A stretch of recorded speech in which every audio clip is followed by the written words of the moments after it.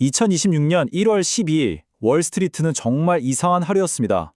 한마디로 혼돈 그 자체였는데 이상하게도 시장은 사상 최고치를 찍었단 말이죠. 대체 이날 무슨 일이 있었던 건지 지금부터 한번 자세히 들여다보겠습니다. 자, 한번 보세요. 한쪽에서는 S&P 500, 다우존스 전부 다 사상 최고치다 하면서 축포를 터뜨리고 있는데 다른 쪽 뉴스를 보면 어땠나요? 백악관이랑 연준이 싸우고 법무부가 연준 의장을 수사하고 심지어 대통령이 금리를 마음대로 정하겠다고 위협까지 하고 있었어요. 정말 정반대의 상황이죠. 이게 바로 엄청난 역설입니다. 투자자들은 다들 고개를 갸우뚱했을 거예요. 아니, 뉴스는 이렇게 엉망진창인데 주식시장은 왜 오르는 거야? 하고 말이죠. 자, 그 이유를 지금부터 하나씩 파헤쳐 보겠습니다. 우선 이날의 혼돈을 촉발한 첫 번째 사건부터 한번 볼까요? 바로 미국 경제를 움직이는 두 거물, 백악관과 연준의 공개적인 싸움이었습니다. 주말 사이에 정말 충격적인 뉴스가 터졌습니다. 법무부가 글쎄 연준 의장인 제롬 파월을 직접 겨냥해서 형사수사에 들어갔다는 거예요. 이건 뭐 말 그대로 한 번도 본 적 없는 그런 상황이었습니다. 자, 바로 이 지점이 이번 사태의 핵심입니다.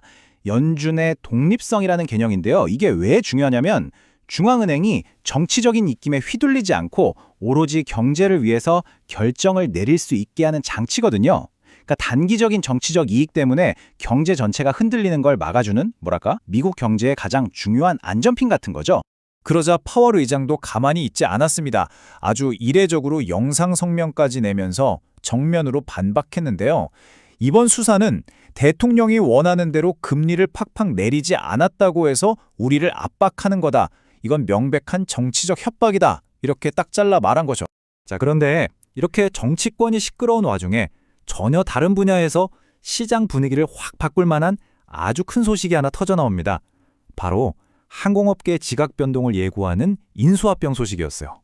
네, 저가 항공사로 유명한 얼리전트가 경쟁사인 선컨트리를 무려 15억 달러, 우리 돈으로 거의 2조 원에 가까운 돈으로 사들인다고 발표한 겁니다.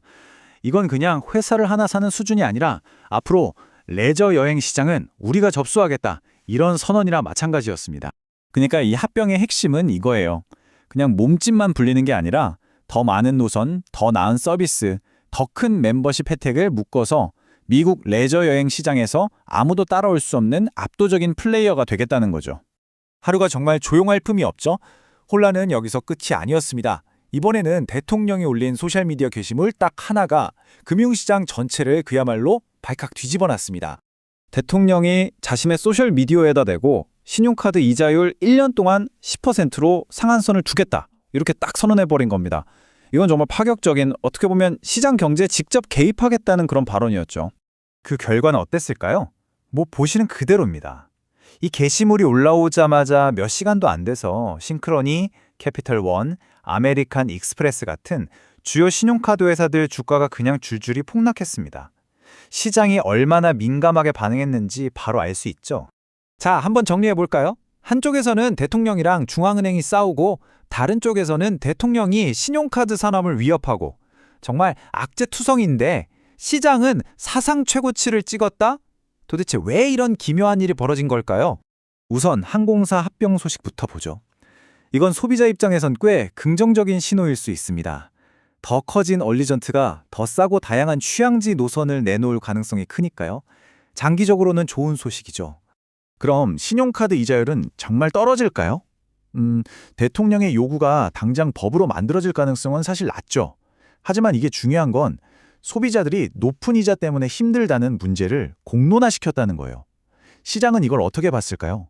아마도 이건 특정 산업에 대한 정치적 쇼맨십일 뿐 경제 전체를 흔들진 못할 거야 라고 판단했을 가능성이 큽니다. 바로 이겁니다. 이게 오늘 이야기의 가장 중요한 결론이에요. 시장은 종종 단기적인 정치 드라마보다는 장기적인 성장 가능성에 더 주목한다는 거죠. 다시 말해서 대통령과 연준의 싸움이나 신용카드 금리 논쟁 같은 정치적 소음은 시간이 지나면 사라질 거라고 본 거예요. 그 대신에 항공사 합병처럼 실제로 기업의 이익을 늘리고 경제 성장을 이끌어낼 수 있는 진짜 변화에 돈을 걸었다고 볼 수 있습니다. 단기적인 혼란에 흔들리지 않고 더 먼 미래를 본 거죠. 그래서 이 혼란스러웠던 하루가 우리에게 던지는 질문은 바로 이겁니다. 시끄러운 헤드라인 뉴스가 세상을 뒤덮을 때 시장은 과연 무엇을 듣고 있는 걸까? 어쩌면 시장이 듣는 진짜 이야기는 우리가 매일 밤 뉴스에서 보는 그 이야기와는 전혀 다른 것일지도 모릅니다.